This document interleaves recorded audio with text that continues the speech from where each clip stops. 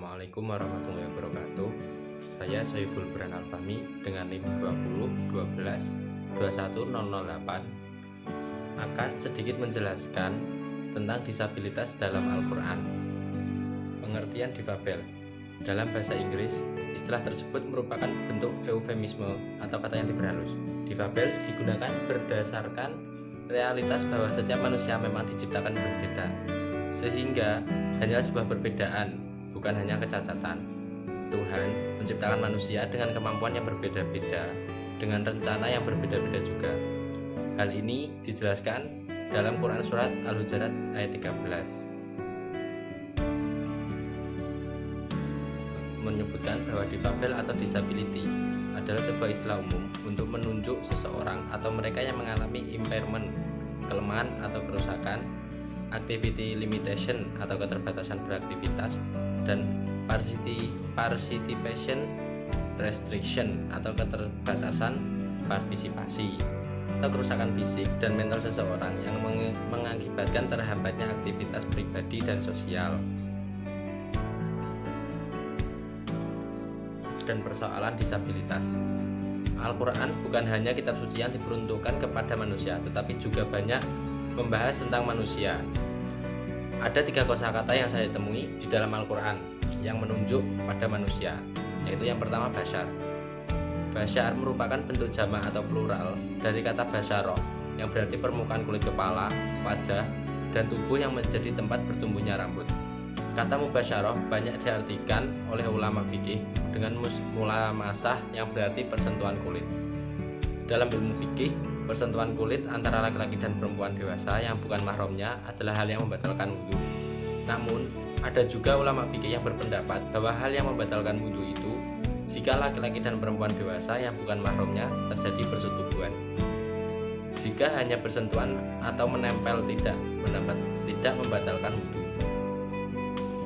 Manusia disebut bashar karena kulitnya yang tampak tidak tutup oleh rambut atau bulu. Oleh karena itu, Al-Quran menggunakan kata bashar untuk menunjuk manusia sebagai makhluk biologis, baik laki-laki maupun perempuan. Quran, kata insan digunakan untuk menunjuk manusia dalam 3 konteks. Yang pertama, keistimewaannya sebagai khalifah dan pemikul amanah. Yang kedua, predisposisi negatif diri manusia, dan yang ketiga, proses penciptaan manusia. Dalam konteks ini, disabilitas fisik tidak serta-merta membatasi arah gerak, perkembangan, kemajuan, dan prestasi manusia. Sepanjang manusia mampu melakukan perenungan, memikirkan, menganalisis, dan mengamati. Oleh karena itu, kemampuan orang yang memiliki disabilitas fisik tidak boleh diabaikan. Al-Quran tidak memandang rendah apalagi hina bagi orang yang disabilitas fisik, melainkan mengkritik pedas bagi orang normal secara biologis namun tidak fungsional. Yang ketiga, al-nas. Kata ini menunjuk manusia sebagai makhluk sosial. Manusia sangat bermacam-macam, sangat dinamis, dan boleh jadi terjatuh dalam hal negatif. Namun, secara garis besar, Allah SWT menegaskan bahwa sesungguhnya telah kami ciptakan manusia dalam bentuk sebaik-baiknya. Quran Surat At-Tin ayat 4. Allah menciptakan manusia secara sempurna, bukan hanya secara fisik, melainkan juga secara psikososial. Menurut Syekh Al-Marawi, maksud dari ayat tersebut adalah bahwa manusia diciptakan dengan sebaik-baiknya bentuk dan dijadikan tegak berdiri, tidak seperti hewan. Manusia mendapatkan apa yang dikehendakinya dengan tangan, tidak seperti hewan dengan mulut. Manusia memiliki keunggulan adanya akal dan kecerdasan, sehingga memungkinkannya menerima ilmu dan pengetahuan. Dan Al-Quran adalah makhluk biologis, sosial, dan psikospiritual.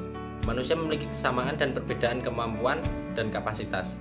Disabilitas dalam pandangan Al-Quran lebih tepat digunakan untuk hal-hal yang bersifat fisik, sementara cacat lebih tepat digunakan untuk hal-hal yang bersifat non-fisik. Karena itu, kesempurnaan manusia tidak bisa dilihat dan diukur dari fisiknya. Fisik bukanlah hal yang menentukan kesempurnaan seseorang.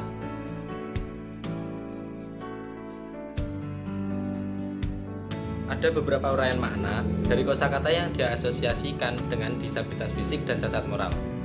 Antara lain yang pertama yaitu akma, tunanetra. Makna dasar dari kata tersebut adalah menutup dan memberi tabir dari kata tersebut. Salah satunya terbentuk kata al-a'ma yang berarti kebutaan, al-a'ma yang berarti yang buta. Kata-kata tersebut berasal dari kata al-a'ma atau al-a'ma yang berarti tidak dapat melihat. Hal ini seperti digunakan dalam Al-Quran surat Al-Baqarah ayat 2 dan Al-Baqarah ayat 18. Ayat yang pertama menunjuk pada disabilitas fisik, sementara ayat kedua menunjuk pada cacat moral.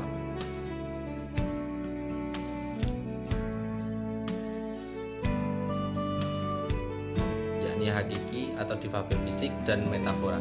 Al-Quran mengecam orang-orang yang buta secara metafora, dan Al-Quran mengingatkan kita supaya memperhatikan difabel netra ini dengan tidak menghina serta merendahkan tunanetra.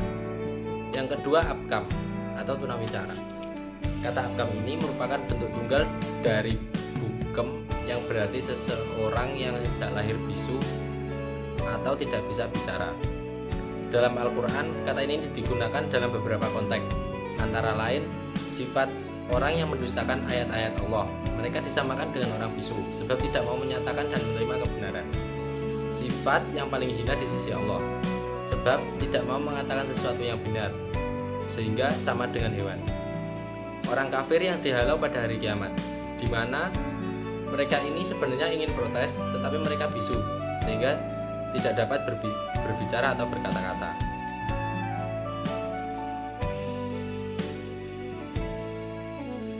Tunarungu sama berarti hilangnya rasa pendengaran. Dari mana ini kemudian digunakan untuk menyifati orang yang tidak memperhatikan dan menerima kebenaran, sebagaimana yang dijelaskan dalam Quran surat Al-Baqarah ayat 18 dan Al-Isra ayat 97. Kata samam berarti juga kelainan pada pendengaran sehingga tuli dan tidak dapat mendengarkan apapun.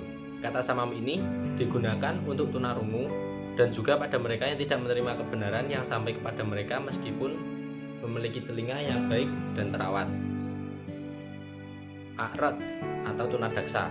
Kata a'rad berasal dari kata a'roja yang berarti naik, seperti yang digunakan dalam Quran surat Al-Ma'arij ayat 4. Akan tetapi berbeda dengan makna sebelumnya, a'rad ini memiliki arti pincang.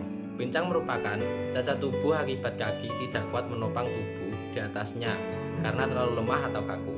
Maka demikian makna ini tampaknya lebih dekat dengan difabel daksa. Yang kelima, sufaha atau tunalaras dan tunagrahita.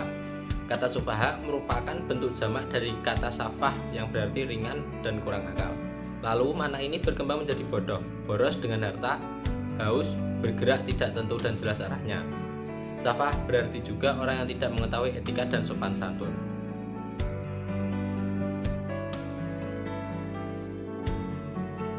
Dalam berbagai konteks, antara lain yang pertama, orang yang membodohi diri sendiri. Yang kedua, memandang baik terhadap pelanggaran agama seperti membunuh anaknya sendiri. Yang ketiga, suka atau gemar mengolok-olok orang lain sebagai orang yang bodoh. Yang keempat, melampaui batas dan mengeluarkan statement yang menyesatkan. Yang kelima, lemahnya akal disebabkan masih usia dini.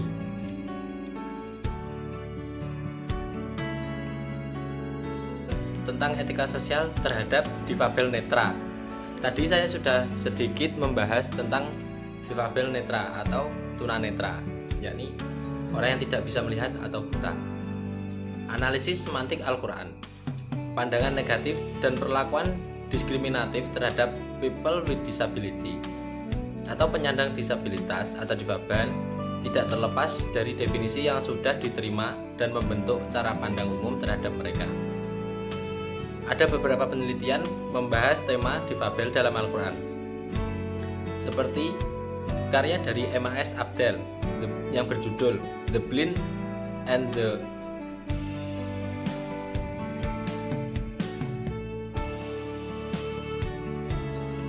Difabel dalam Al-Quran, seperti karya dari M.A.S. Abdel yang berjudul The Blind and the Quran dalam Journal of Quranic Studies.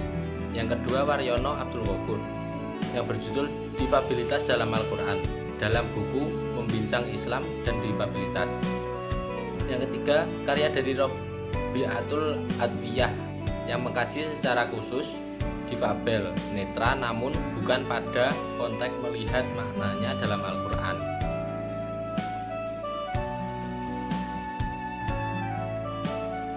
Tuna berarti tidak sempurna atau tidak memiliki, sedangkan netra berarti mata.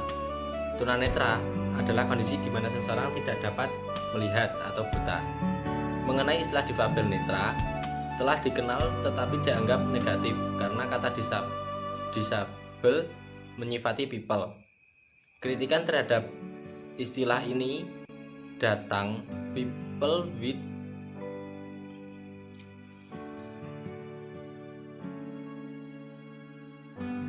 atau handicap dan disabled people telah dikenal tetapi dianggap negatif karena disabel menyifati people. Kritikan terhadap istilah ini datang dan dianggap lebih positif dan menjadi terminologi dalam kebijakan maupun literatur akademik. Pada periode baru, istilah untuk menghaluskan menggunakan bahasa Sanskerta untuk menyebut jenis-jenis keterbatasan tersebut, seperti tunanetra, tunarungu, tunawicara, tunadaksa, dan tunalaras. Istilah tunanetra dianggap tidak lagi layak untuk digunakan karena masih memposisikan orang yang mengalami keterbatasan fungsi indera penglihatan sebagai cacat individu. Untuk itulah, tunanetra lebih diutamakan.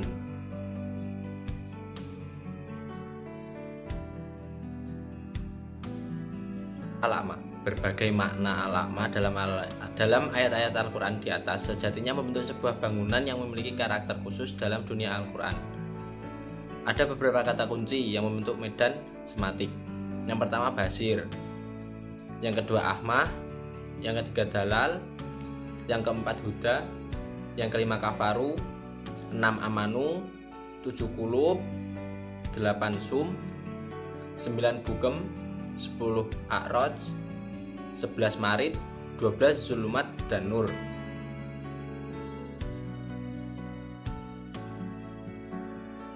Dalam 33 ayat Al-Quran menunjukkan perhatian khusus sebagai bagian dari wawasan Al-Quran.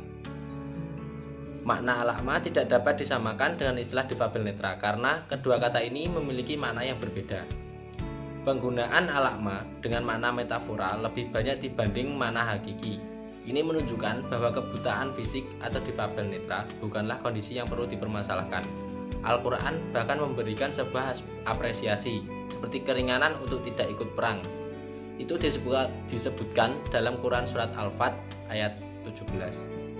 Dibolehkan makan bersama. Itu juga disebutkan dalam Quran Surat An-Nur ayat 61. Kata alakma dalam Al-Quran menunjukkan nilai-nilai konotasi negatif, tapi Al-Quran lebih memberikan penilaian negatif pada orang yang buta secara batin, bukan secara fisik. Dulu, masyarakat Arab memandang orang buta sebagai sebuah kekurangan. Kondisi fisik ini menjadi acuan kemuliaan dalam pandangan mereka. Kemudian, Al-Quran melakukan pembelaan. Al-Quran juga mengkritik kebiasaan orang Arab dengan menegaskan kebutaan batin adalah hal yang buruk di sisi Tuhan.